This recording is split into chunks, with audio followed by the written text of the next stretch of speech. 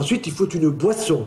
Et la boisson, c'est quoi? Ah, vous allez me dire, mon café au lait, mon chocolat au lait, mon tata au lait. Non, non, non. Nous sommes les seuls mammifères adultes, figurez-vous, à boire du lait. Avez-vous vu une vache boire du lait? Peut-être ici en Savoie, mais ça m'étonnerait quand même. Hein. Si vous la voyez, vous m'appelez, vous me faites une photo, hein, parce que ça m'intéresse vraiment. Bon. Donc, ça, c'est pas possible. Nous sommes aujourd'hui en train de boire des laitages alors que nous devons les consommer sous une forme solide, c'est-à-dire sous forme de fromage. C'est pas le yaya, parce que le yaya, comme disait récemment une maman, ma fille, elle les gobe. Elle le gobe. J'ai bien aimé cette expression. Ma fille, elle gobe les yaourts. Combien elle en prend? 3 par jour, 4 par jour, tellement elle s'en régale. Bien sûr, parce que c'est très bien fait pour que ça ait du goût. Vous comprenez? C'est plein de lactose. Et c'est plein de quoi? De facteurs de croissance. C'est quoi les facteurs de croissance, docteur? Ah, mais les facteurs de croissance, je vais vous expliquer. C'est très intéressant à expliquer. Figurez-vous que dans le lait de la maman, pour son bébé, eh bien, il y a des facteurs de croissance pour le cerveau du bébé. Vous êtes d'accord? Le bébé, 1 an après, il parle, il reconnaît Hollande, Sarkozy, les autres, il n'y a aucun problème.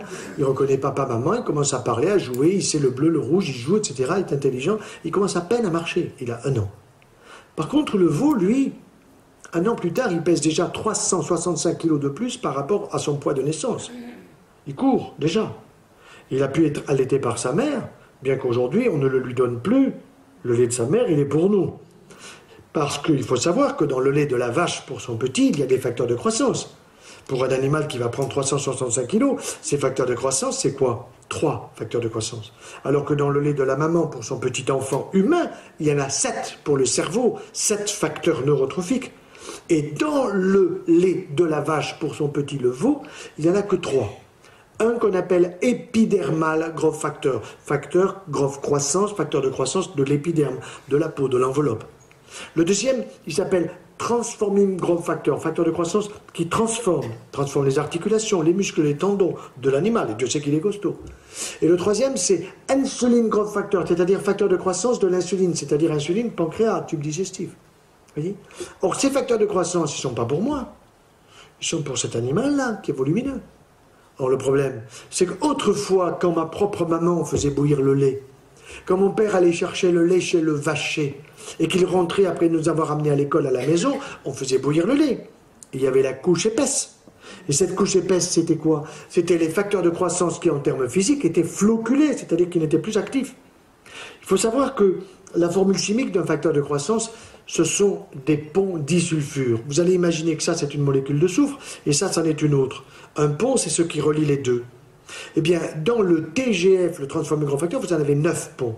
Et pour détruire 9 ponts disulfures, désolé, il faut faire bouillir le lait. Or, aujourd'hui, on ne le fait plus bouillir. Il passe à quoi? 98% des 24 milliards de litres de lait passent à ultra haute température. Ça veut dire quoi? Ça veut dire 135 à 140 degrés, 4 secondes, 3 secondes. Ça, c'est intéressant, parce que vous détruisez les germes, mais vous ne détruisez pas les facteurs de croissance, ils sont solides. J'ai donc fait au nom de Famille de France une saisine au niveau de l'Agence française de sécurité des aliments qui a changé de nom, il ne s'appelle plus AFSA, mais ANSES, et j'ai obtenu 2 ans et demi pour avoir les résultats, et pour me donner un polycopié de 98 pages que j'ai regardé d'une manière extrêmement détaillée, et où on vous dit oui, peut-être bien que les facteurs de croissance augmentent les cancers du sein et de la prostate, mais c'est si chouïa. Et quand vous regardez de près, c'est 25 à 30%, c'est pas chouïa, c'est pas vrai. C'est beaucoup. Moi, je veux pas avoir un cancer de la prostate, je veux pas que ma femme ait un cancer du sein, je veux pas que mes amis aient un cancer du pancréas, je ne veux pas avoir des maladies auto-immunes.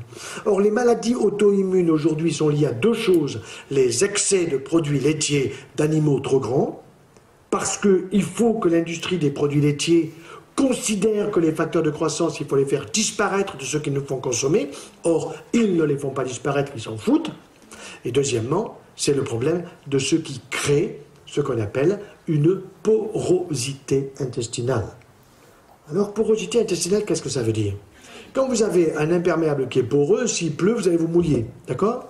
Eh bien, quand vous avez un intestin qui est poreux, il faut savoir que l'intestin, ce sont des cellules qu'on appelle des entérocytes, des cellules intestinales qui sont collées les unes aux autres. Il y en a des milliards. Et une cellule intestinale, elle vit 4 jours. Au bout de 4 jours, il y en a une autre. 4 jours, il y en a une autre. Et entre les cellules, vous avez ce qu'on appelle des jonctions serrées. Jonctions serrées. Or, le problème d'aujourd'hui, c'est que le gluten du pain moderne actuel, vous remarquerez que quand vous prenez du pain, ben vous avez des difficultés à trouver un trou dans le pain. Il faut une aiguille pour trouver un trou. Autrefois, vous alliez à 11h30 chercher le pain chez la boulangère, et vous reveniez, vous cassiez la baguette, et vous vous amusiez à en manger parce que c'était bon, et en même temps, on mettait un doigt, l'index, le pouce dans les trous. Il était aéré, parce qu'il y avait beaucoup de levain. Aujourd'hui, que dalle. Vous avez des levains chimiques, vous avez un gluten qui est extrêmement solide au niveau des protéines, qu'on appelle gliadine et gluténine, et qu'est-ce que ça crée? Ça crée que les jonctions serrées entre les cellules intestinales se desserrent. Alors je fais exprès d'élargir, mais normalement ce n'est pas une aussi large. Mais à partir du moment où ça se dessert, vous avez une mauvaise molécule qui passe. Elle devrait passer ici à travers la cellule, mais là non, elle passe entre les cellules. Et où elle va? Eh bien elle va là où il ne faut pas aller.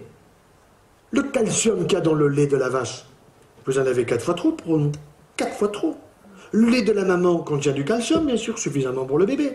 4 fois moins que le lait de la vache, ce qui est normal, puisque le petit humain, il va prendre 5 kilos en une année, alors que l'autre, il en prend 3,65. Donc il est normal qu'il y ait beaucoup de calcium dans le lait de la vache. Mais on vous a mis dans la tête que si vous ne prenez pas assez de calcium, vous allez avoir de l'ostéoporose, vous finirez en poussière, ce qui est d'abord certain. Certains, on finira tous en poussière. Mais on vous fait croire que plus vous allez en consommer, et moins vous aurez d'ostéoporose. C'est faux, c'est l'inverse. C'est exactement l'inverse. Les femmes au monde qui ont le plus d'ostéoporose, c'est celles qui consomment le plus de produits laitiers. Elles sont en Suède. Elles ont la chance d'avoir, on a 6 enfants, 3 garçons et 3 filles, on en a adopté 2 de plus, donc vous comprenez pourquoi à la maison on a le sens familial et pourquoi on veut défendre fortement les familles. Eh bien, nous avons une de nos filles qui est historienne, donc quand elle sait que son père et sa mère sont passionnés par la nutrition, et alors dès qu'elle trouve des choses dans l'histoire, elle me rappelle, papa, ce que tu sais, sinon je ne sais pas, raconte-moi. Alors elle me dit, ben voilà, figure-toi qu'il y a un comte hongrois ou tchécoslovaque, je ne sais pas, par là-bas. Je pensais qu'elle me parlait d'un conte de Perrault, vous voyez, d'un conte d'Andersen, d'un conte, un conte à raconter, quoi. Non. Elle me parlait du mari de la comtesse. Ah bon, et alors? Eh bien, papa, figure-toi que ce comte, il a honoré sa femme 7 fois en une seule nuit. En général, il y a une femme qui crie comment il a fait, quoi. Bon. Ça a été ma question, bien sûr. Comment il a fait? Réponse, papa, il prenait des pois chiches al dente. Pois chiches al dente. Mais ça me dit quelque chose. Mais les pois chiches, c'est sûr, qui sont pleins de phytohormones. Et les phytohormones qu'il y a dans les pois chiches, ils vont chatouiller les ovaires de madame et les testicules de monsieur. Parce que les hormones de madame ne sont pas les mêmes que celles de monsieur. Nous, c'est une seule, la testostérone. Et les femmes, c'est estrogène et progestérone. Et al dente, ça veut dire quoi? Ça veut dire cuisson à la vapeur douce. Ça veut dire une cuisson qui ne dépasse pas 5 minutes. Ça veut dire que je les ai fait tremper la veille dans l'eau et que pendant que je suis endormi, tout ça s'est bien passé, ils se sont bien hydratés. Et le lendemain, 5 minutes au cuit-vapeur. Et ensuite, je vais les mastiquer.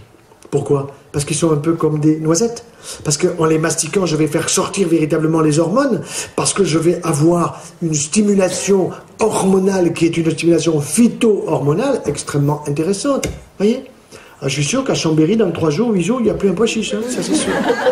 Alors en général, les hommes à la sortie me disent, docteur, les pois chiches, vous en prenez combien?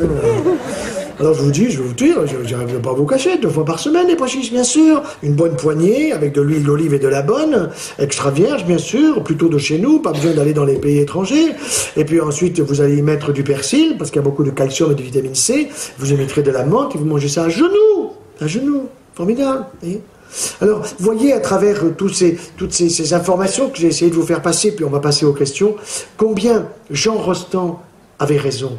Et Jean Rostand, il disait, il vaut mieux un bon menu qu'une ordonnance. Et vous comprenez pourquoi moi je préfère aller au resto qu'à l'hosto. Je vous remercie.